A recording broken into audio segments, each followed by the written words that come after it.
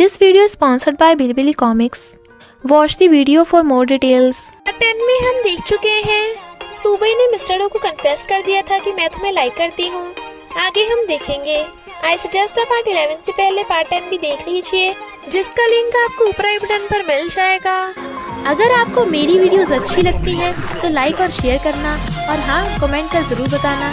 और ऐसी ही नई नई लेटेस्ट वीडियोस देखने के लिए हमारे चैनल को सब्सक्राइब भी कर देना। पार्ट 11 में हम देखते हैं मिस्टर लो कहता है, अच्छा तो तुमने मान ही लिया कि तुम्हारा मुझ पे क्रश है। इट्स ओके, इसमें तुम्हारा कोई कसूर नहीं, मैं हूँ ही इतना हॉट एंड हैंडसम। सुबह उसे अपनी चोट पे मेडिसिन लगाने को कहती है। वो कहता है, पट्टी कहाँ पे है? वो कहती है, अरे वो तो मैं लाना भूल ही गई, अभी जाती हूँ। और दर्द होने का नाटक करती है। तो मिस्टर लो कहता है, रुको मैं लेके आता हूँ। तो सुबह जल्दी जल्दी मिस्टर लो की चाबी को छाप लेती है ताकि उसकी कॉपी बनाई जा सके, और फिर लॉकर का पासवर्ड खोल के देखने लग जाती है। बट तभी मिस्टर लू आने लगता है। सुबह जल्दी से लॉकर बंद कर देती है। मिस्टर लू आकर कहता है, तुम ये क्या कर रही थी? सुबह को कुछ सोच नहीं रहा था, इसलिए वो मिस्टर लू की मुंडी पकड़ के उसे किस करने लगती है। वो हैरान था, बट वो पैर से अलमीरा का गेट बंद कर देती है। मिशन पूरा होते ही वो उससे दूर हो जाती है। मिस्टर लू कहता है, क्या था ये? सुबह कहती है, मेरे पैर में चोट लगी है ना, तो मैं फिसल गई थी। और जाके चुपचाप सोफे पे बैठ जाती है। मिस्टर लू कहता है, मेरे साथ फ्लर्ट करने के बाद मुझसे भागना सही है क्या? वो कहती है, नहीं तो मैं तो बस मेरा ख्याल रखने के लिए तुम्हारा थैंक यू कर रही थी। मिस्टर लू वाज लाइक, पर ये बहुत डेंजरस भी हो सकता है, अब तुम्हें मेरी रिस्पॉन्सिबिलिटी लेनी पड़ेगी। और उसे किस करने लगा था, बट वो कहती है, सॉरी मुझे अपनी चोट पे पट्टी भी बांधनी है, और भाग जाती है। सुबह ये थिंग को उस की कॉपी करने को दे देती है, क्योंकि वो मिस्टर लू के बेडरूम की कीज थी। फिर वो मिस्टर लू को आकर बताती है कि हमारा सिया कंपनी से कोऑपरेट करने के चांसेस बढ़ गए हैं, क्योंकि उसकी मैनेजर एमी मेरी फ्रेंड है। मिस्टर लू कहता है, ओके जरा मेरे पास बैठो, बट वो दूर बैठ जाती है। फिर जब वो जाने लगी थी तो कहता है, रुको, क्या तुम्हें मैं थोड़ा बदला बदला नहीं लग रहा? उसे देख कहती है, हाँ तुम्हारी नई टाई तुम्हारी शर्ट पे सूट नहीं कर रही, और चली जाती है। बट मिस्टर लू गुस्से से अपनी टाई उतार के फेंक देता है, क्योंकि वो तो उसे इम्प्रेस करना चाहता था। इधर सुबह अपनी आंटी को मिलने हॉस्पिटल आती है और उनकी केयर कर रही थी। जिया कहती है, कोई नहीं मैं इनका ध्यान रख लूंगी। तो सुबह उसका थैंक यू करती है। डॉक्टर मिस्टर लू को बताता है कि तुम्हारे ब्रेन की ब्लड क्लॉटिंग ठीक होने लगी है, और रही बात मेमोरी की, वो भी धीरे धीरे आ जाएगी, पर अगर केस सीरियस हो गया तो तुम अंधे भी हो सकते हो। बट मिस्टर लू डॉक्टर को ये बात सबसे सीक्रेट रखने को कहता है।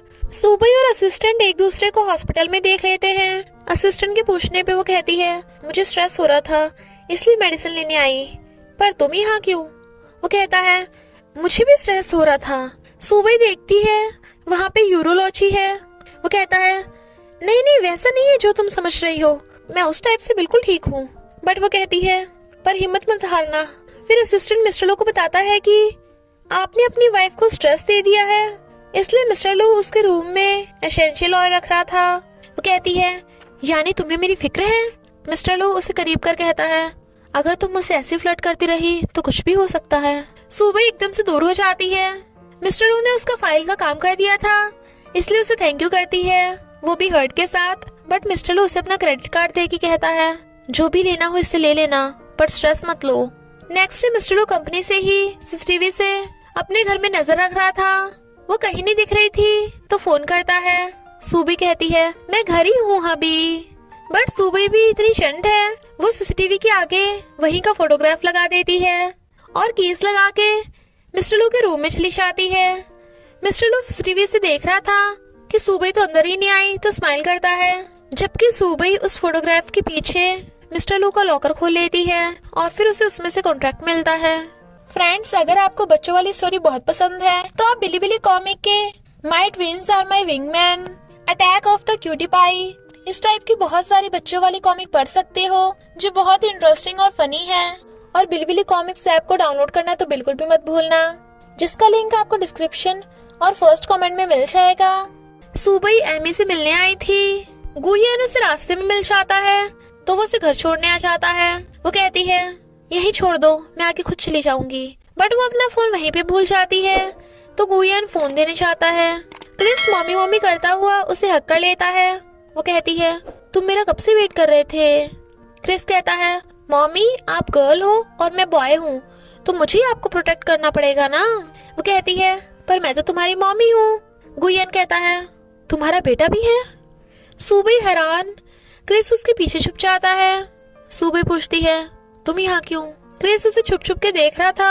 गुयन उसे उसका फोन दे देता है। सूबी कहती है, आज तुमने जो देखा। वो कहता है, मेरी याददाश्त बहुत कमजोर है, आज जो हुआ समझो मैं उसे भूल गया। तो सूबी उसका थैंक यू करती है। वो कहता है, मैं तुम्हारा फ्रेंड हूँ तो बार बार मुझे थैंक्स मत करो, और चला जाता है। क्रिस कहता है, मम्मी आप जरा मेरी बात सुनो, भले ही मेरे डैडी थोड़े चिड़चिड़े हैं, पर मैं अभी नया डैड बनाने के लिए रेडी नहीं हूँ। मुझे लगता है मेरे डैडी को एक और चांस मिलना चाहिए। सूबी कहती है, हाँ हाँ तुम सही बोल रहे हो। क्रिस कहता है, तुम दोनों समझ क्यों नहीं रहे हो? एज ए जेंटलमैन लगता है इस फैमिली को मुझे प्रोटेक्ट करना पड़ेगा।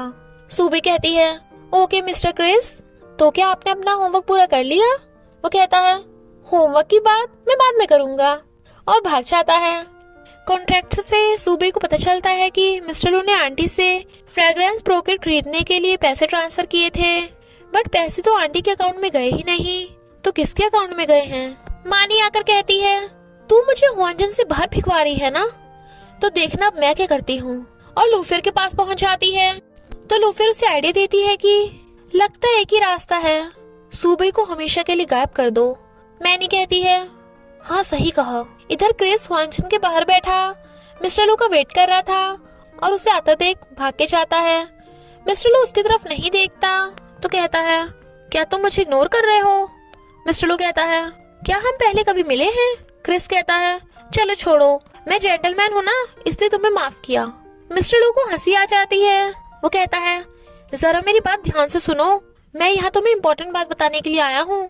तुम्हें अपनी वाइफ के साथ अच्छा बिहेव करना चाहिए, वरना अगर किसी और लड़के ने उसे पटा लिया तो जिंदगी भर बैठ के रोओगे। मिस्टर लू कहता है, कह लिया तुमने जो कहना था। सुन बच्चे, पहली बात तो मैं तेरा डैडी नहीं हूँ, तो तेरी मम्मी का मुझसे कोई लेना देना नहीं है, और दूसरी बात मैं बहुत बिजी हूँ, मेरे पास बिल्कुल भी टाइम नहीं है, तो तुम जहाँ से आए हो वहाँ चले जाओ, वरना मैं तुम्हारी मॉम को ढूंढ के उनसे ये पूछूंगा कि वो अपने बेटे को कहीं भी अकेला कैसे भेज सकती हैं। क्रिस कहता है, अरे अरे मेरी मम्मी को मत बताना। सूबी कहती है, क्रिस तुम यहाँ क्या कर रहे हो? और क्रिस को पकड़ लेती है। मिस्टर लू हैरान। वो कहती है, ये यितिंग की सिस्टर का बच्चा है। यितिंग क्रिस को अपनी तरफ खींच के कहती है, सॉरी मिस्टर लू, मैं इसे घर वापस ले जा रही हूँ, और क्रिस को लेके चली जाती है। बट वो जाते जाता मिस्टर लू को गुस्से से देखता जा रहा था। मिस्टर लू कहता है, वो बच्चा काफी क्यूट है। सूबी कहती है, हाँ क्यूट तो है, पर उसे प्यार की कमी है। जब वो पैदा हुआ था उसके डैडी ने उसे छोड़ दिया, इसलिए उसे कभी डैडी का प्यार नहीं मिला। तुम्हें क्या लगता है इतने प्यारा बच्चा छोड़ने के बाद उसके डैडी को पछतावा होगा? मिस्टर लू कंफ्यूज था, बट वो काम का बहाना मार के चली जाती है। मिस्टर लू कहता है, इसे क्या हुआ? मैंने कुछ गलत कहा था क्या? ये थिंग क्रिस के साथ खेलने को कहती है, बट वो कहता है, नहीं मैं मम्मी का वेट कर रहा हूँ। तभी सूबी आ जाती है, तो कहता है, मम्मी मेरे साथ गेम खेलो ना, बहुत हार्ड है ये। वो कहती है, आई एम सॉरी क्रिस। वो कहता है, आपको सॉरी कहने की जरूरत नहीं है, आंटी ने कहा यही मेरे लिए अच्छा है। वो कहती है, मैं तुम्हारे डैडी को अभी तुम्हारे बारे में नहीं बता सकती, तो तुम मुझ पे दोष तो नहीं लगाओगे? क्रिस कहता है, इट्स ओके मम्मी, मैं अब डैडी की जिद नहीं करूंगा, मैं सिर्फ मम्मी को खुश देखना चाहता हूँ, मैं आपको दोष नहीं लगाऊंगा। सूबी उसे हक करके कहती है, मेरा बेटा बहुत अच्छा बच्चा है, मम्मी बहुत लकी है कि उसके पास क्रिस जैसा बेटा है। वो कहता है, मैं भी मम्मी का बेटा बनके बहुत खुश हूँ, और रोने लगता है। सूबी उसे और जोर से हक कर लेती है और सॉरी बोलती है। इधर मिस्टर लू पागलों की तरह सूबी का वेट कर रहा था, बट सूबी के आते ही चुपचाप बैठ जाता है और कहता है, तुम लेट क्यों हो और कहाँ थी अब तक? वो कहती है, तुम अभी तक सोए नहीं? मिस्टर लू उसके पास बैठकर पूछता है, क्या हुआ, तुम ठीक तो हो? वो कहती है, मैं ठीक हूँ।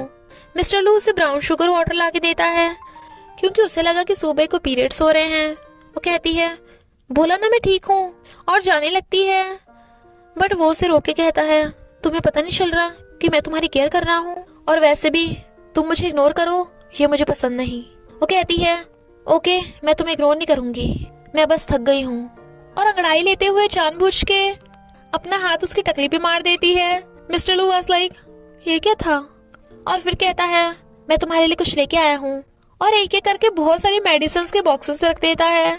फिर वो उसे पीने के लिए कहता है। वो कहती है, मुझे ये सब पसंद नहीं है। तो मिस्टर लू खुद पीता है और कहता है, अच्छा है, बहुत टेस्टी है, तो सब पी लेना।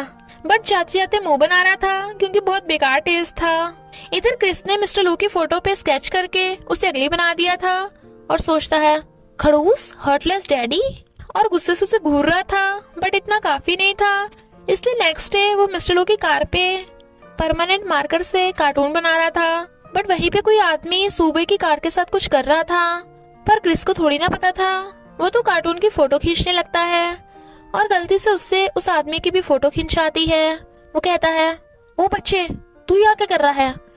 क्रिस उसे देख के भाग जाता है। इतने में सिक्योरिटी गार्ड आ जाता है तो वो आदमी भी भाग जाता है।